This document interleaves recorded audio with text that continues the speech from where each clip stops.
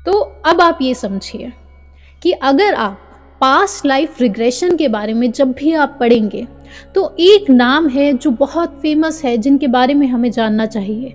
वो सबसे फेमस नाम है, उन्होंने बहुत सारे लोगों का पास्ट लाइफ रिग्रेशन थेरेपी करी है और बहुत ही सक्सेसफुल उनके रिजल्ट्स आए हैं।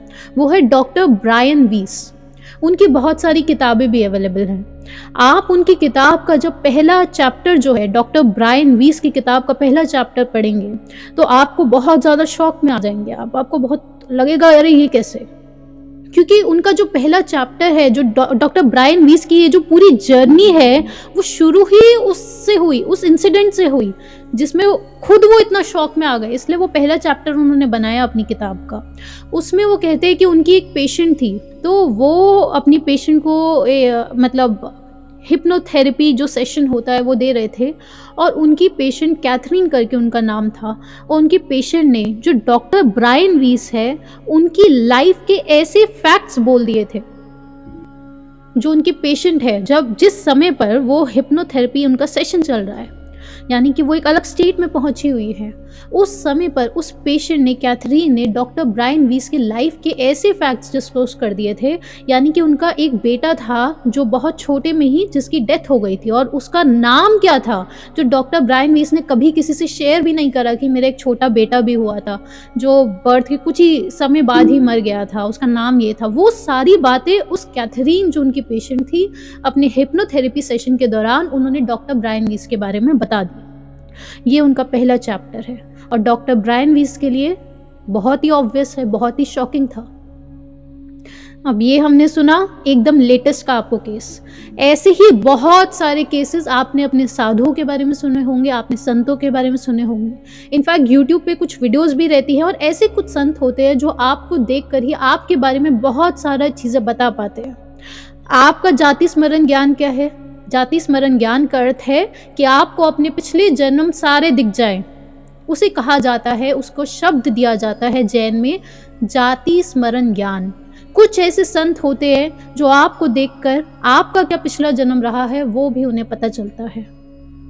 अब भगवान महावीर की जब आप कहानियां पढ़ेंगे, तो उसमें भी बहुत सारी कहानियां हैं जहाँ पर वो एक सांप को देखते हैं, और उस सांप को उसके उस नाम से पुकारा जाता है जो उसका पिछला जन्म था। और जैसे ही वो जो सांप था, जो अभी तक लोगों को बहुत परेशान कर रहा था, वो अपने पिछले जन्म का वो नाम सुनता है, उसका एकदम एक अलग रूप आ जाता है। ऐसी बहुत कहानियां हैं। टाइम को एक स्केल की तरह देखिए। आगे क्या होने वाला है, जितना आपको वो चीज़ दिख पाएगी, उतना ही पास्ट में क्या होने वाला हो चुका है आपके जन्मों में वो दिख पाएगा। जाति स्मरण ज्ञान में ऐसा कहा जाता है, जो भी शब्द हम अभी आपको बोलेंगे, साथ में आप ये समझ लीजिए, ये आपका आत्मज्ञान नहीं है। अभी सिर्फ आपको वो बता रहे हैं कि अभी ऐसा कहा जाता है कि जाति स्मरण ज्ञान जब होता है, जब आपको अपने पिछले जन्म दिखेंगे, जितना टाइम आपको पीछे का दिख जाएगा, उतना ही आपको फ्यूचर का भी चीज़ें दिखने लग जाएंगी। ऐसा कहा जाता है जैन में, जो जाति स्मरण ज्ञान होता है। और लेटेस्ट एग्जाम्पल अगर आप जानना चाहते हैं, तो उसमें श्रीमद राजचंद्र, जो महात्मा गांधी के स्पिरिचुअल टीचर थे, श्रीमद राजचंद्र को अपने बहुत बहुत हजारों जन्म पिछले याद आ चुके थे। कुछ ऐसी घटना घटी थी कि करीब 6 से 7 साल उनकी उम्र थी, और वो किसी की मृत्यु हुई थी। अब मृत्यु के बाद उस इंसान को शमशान घाट लेके जाया जा रहा था। तो श्रीमद राजचंद्र, जो उस समय बहुत छोटे थे, वो अपने पिताजी से बहुत जिद कर रहे थे कि मुझे भी जाना है शमशान घाट, लेकिन पिताजी ने उन्हें डांट कर भगा दिया। लेकिन बच्चे थे, उस समय पर छुपके से गए और पेड़ की टहनी पर बैठे हुए थे। और वो कहते हैं कि जिस समय पर उन्होंने वो शमशान घाट में उस चिता को जलते हुए देखा था, उसी समय पर उनको वो जाति स्मरण ज्ञान हुआ। ये बात है, आपने समझी। अब आप बताएं कि जब किसी को इस प्रकार की घटना एक बच्चे के साथ घटी है, तो आपको क्या लगता है कि उनके जो पिछले जन्म है, उसकी जो साधना थी, उसका एक तरह का हम रिजल्ट देख पाए होंगे? ऐसा मुझे लगता है कि आपके जो कर्म हैं, वो आपकी जो सोल है उससे जुड़े हुए हैं। क्यों कर्म बोल रहे हैं? क्योंकि आपको जब भी जाति स्मरण ज्ञान करना है, स्टेप वाइज बताते हैं। पहला स्टेप 1 है कि वो जो नदी है उसमें जो लहरें उठ रही हैं, उन लहरों को शांत करना है। कैसे होंगी वो शांत?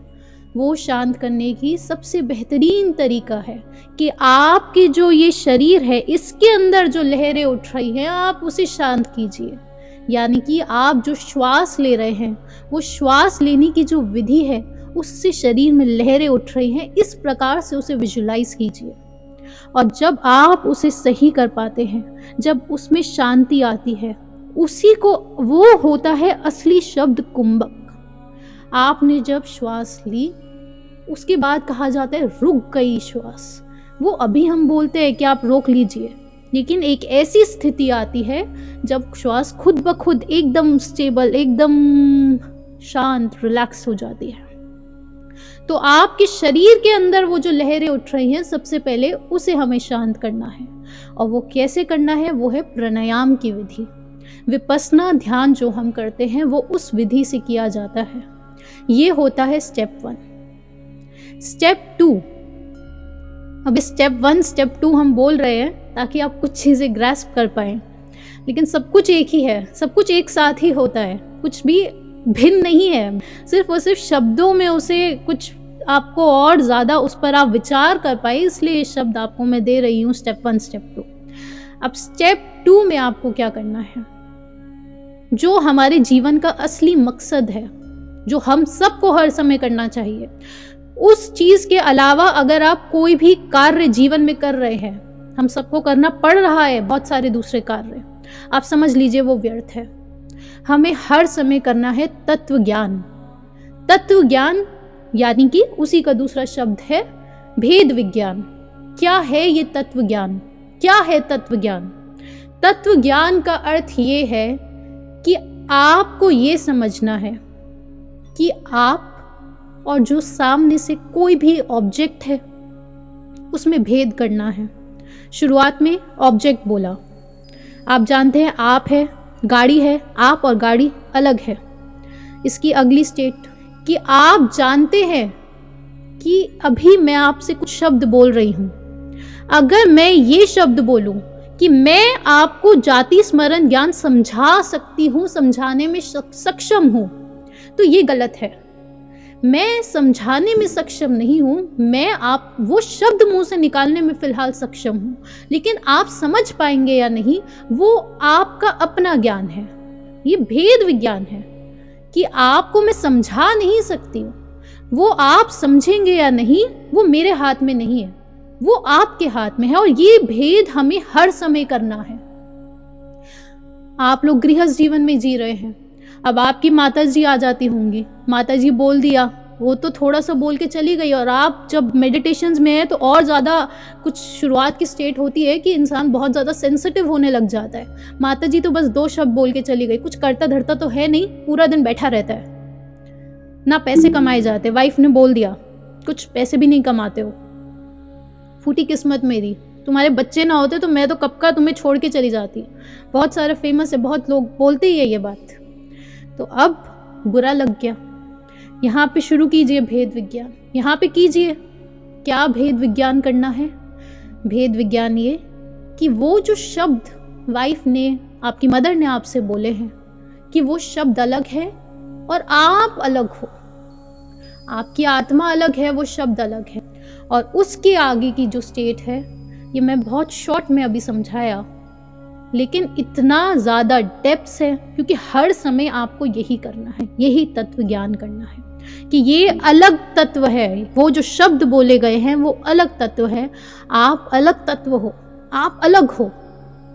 और उसी के आगे आएगा कि आपका जो शरीर है वो अलग है। आप इतना भी नहीं बोल सकते हो कि मैं सही सलामत घर तक पहुंच जाऊंगा।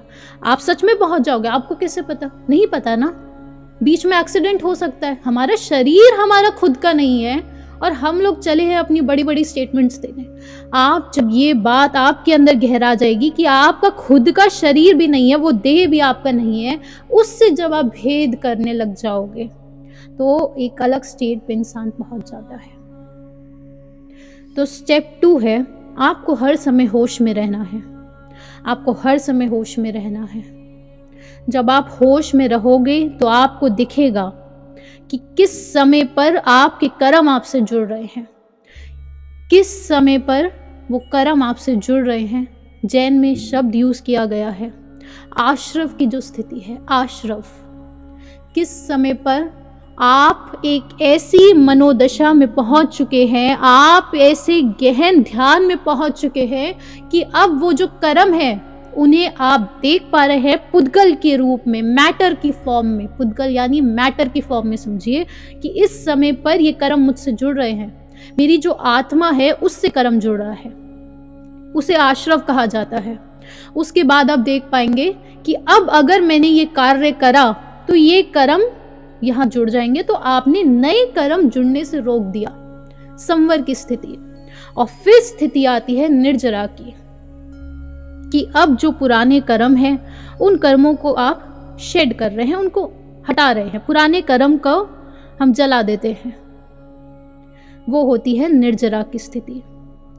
यही होता है तत्व ज्ञान से, क्योंकि हर समय आप ऑब्जर्व कर रहे हैं, हर समय ऑब्जर्व कर रहे हैं कर्म किस समय जुड़ रहे हैं। आपको अपने हर एक कार्य में दिखेगा कि ये मेरे कर्म है जो मैं आज इस स्थिति पर हूँ। वो आपके पहले के कर्म हो सकते हैं। शुरुआत आप समझिए, 3 स्टेजेस समझिए। शुरुआत कर्मों की होगी, किससे होगी? सबसे पहले भाव, सबसे पहले भाव उत्पन्न होगा। अगर आपने उस भाव को देख लिया, उसे समझ लिया, तो आपके नए कर्म जो हैं वो नहीं बनेंगे। वो जब कर्म आपके भाव जब उत्पन्न हुआ, उसके बाद कुछ कर्म होते हैं जो आपको रिजल्ट्स आपको बहुत जन्मों के बाद दिखते हैं, जिसके रिजल्ट्स, और कुछ कर्म होते हैं, ऐसा जैन में लिखा हुआ है कि कुछ कर्म के रिजल्ट्स बाद में दिखते हैं, लेकिन भाव से कर्म बनते हैं, ये आपको महसूस होगा, हर समय होगा।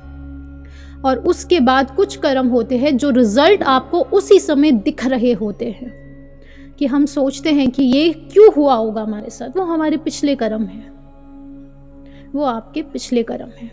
शुरुआत होती है इमोशंस क्या है, हमारी थॉट्स क्या हैं।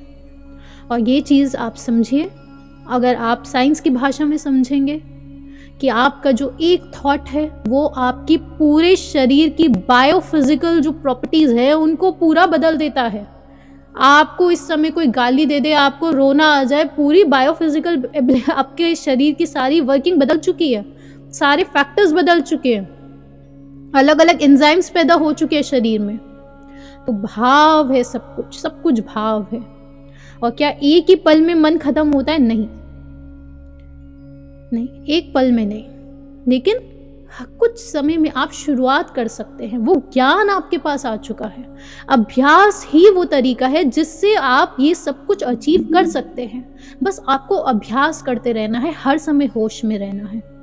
तीसरा स्टेप, इसको अंग्रेजी में नाम दिया जाता है ल्यूसिड ड्रीमिंग। जब आप सो रहे हैं, आप लोगों ने भी अपने साथ महसूस किया होगा कि अगर आप सोने से पहले बहुत ज़्यादा डिस्टर्ब्ड है, या फिर सोने से पहले आप जो चीज़ सोच रहे हैं वही आप पूरे नींद में सोच रहे हैं, सपने आ रहे हैं उससे रिलेटेड, और जब आप सुबह उठते हैं जो पहली चीज़ आपके मन में आती है वो वही होता है जो रात में आखिरी छोड़ा था आपने।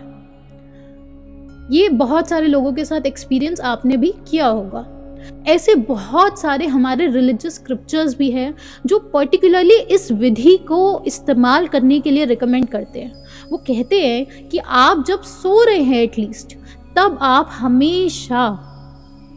हमेशा या तो अपने प्रभु का नाम जपें, या फिर आप अगर पास्ट लाइफ रिग्रेशन ये करना चाहते हैं, जाति स्मरण ज्ञान, आपके पिछले जन्म जो है आप उसे एक्सेस करना चाहते हैं, सोने से पहले ये मेडिटेशन का प्रोसीजर आपको करना है। एकदम रिलैक्स हों और रिपीटिशन प्राइमिंग का इस्तेमाल करें। और कुछ ऐसी स्टेट्स में आप पहुंचेंगे जहां पे आपको कुछ विजन्स दिखने लगेंगे, ड्रीम्स के रूप में दिखने लग जाती हैं चीज़ें, जब आप ये चीज़ निरंतर करते जा रहे हैं। आप बोल रहे हैं आपका जो पिछला जन्म है उसे आप एक्सेस कर पाएँ और एकदम क्लियरली आपको सब कुछ याद भी रह पाए, क्योंकि सपने में दिख गया, उसको रिटेन करने की एबिलिटीज़ भी होनी चाहिए। वो ज्ञान आपको याद आना चाहिए सुबह, वरना वो उड़ जाता है। अब ये समझिएगा कि आप जब सो रहे हैं उससे पहले ही आपने अपनी वाइफ से लड़ाई करी हुई है, बच्चों से लड़े हुए हैं हम लोग, या फिर जॉब में हम लोग अभी ऑफिस में बॉस की खूब डांट सुनकर आ रहे हैं, तब क्या होता है कि आप अभी इस समय रिलैक्स स्टेट में नहीं है। तो इसलिए उससे पहले की जो स्टेजेस हैं उनको हमें जितना हो सके उतना एलिमिनेट करना होता है। इसलिए संत हमेशा फॉरेस्ट में चले जाते हैं, वन में चले जाते हैं। क्यों अलग रहना है लोगों से? क्योंकि उनकी जो एनर्जीज है उससे ह्यूमन बींग्स जो है वो एटलीस्ट बहुत ज़्यादा कनेक्टेड होते हैं। तो इस स्थिति को आप समझ रहे हैं कि आपको रात में उसको रिपीट करना है। कुछ विजन्स आपको दिख रहे हैं और इसके आगे की स्थिति होगी कि जो ड्रीम आपने देखा क्या वो सत्य है। उसके आगे शुरू होता है एक दूसरे प्रकार का ज्ञान, ये तत्व ज्ञान था। उसके बाद शुरू होगा कि एक ऐसी एबिलिटी होगी जिसमें आपको उस स्थिति में वो जो ड्रीम है उसमें क्या मनोदशा थी उसको पढ़ना सीखना है। उसके बारे में हम कल समझेंगे कि वो मनोदशा क्या थी। हो सकता है आपको देखे कि आपके हाथ में एक डंडा है और आप डंडे से एक कुत्ते को मार रहे हैं, हो सकता है आपको ये दिख जाए। अब आप ये तो देख लिया, आपको लगेगा मैं तो पिछले जन्म में कुछ ऐसी एक्टिविटीज़ कर रहा हूँ, ज़रूर बहुत गंदा इंसान रहा हूँगा मैं। ये आपने वहाँ से निष्कर्ष निकाला, लेकिन आप उसको मन को नहीं पढ़ पाए। अभी आप ये नहीं पढ़ पाए कि वो डंडे से आप कुत्ते को इसलिए मार रहे थे क्योंकि जो कुत्ता था वो एक ऐसी जलेबी खाने के लिए भाग रहा था जिस जलेबी में पॉइजन था। किसने डाला था पॉइजन? उस हलवाई ने डाला था पॉइजन जिसको कुत्ता रोज परेशान कर रहा था। तो आप उस कुत्ते को मरने से बचाने के लिए डंडा पकड़े हुए थे। वो मन नहीं पढ़ पाए। और वो जो मन पढ़ने की एबिलिटीज है वो रियल लाइफ से शुरू होती है। रियल लाइफ में वो एबिलिटीज डेवलप करनी होती है और वो सब कुछ किया जाता है सिर्फ और सिर्फ ध्यान के माध्यम से। यही है ध्यान, यही है मेडिटेशन।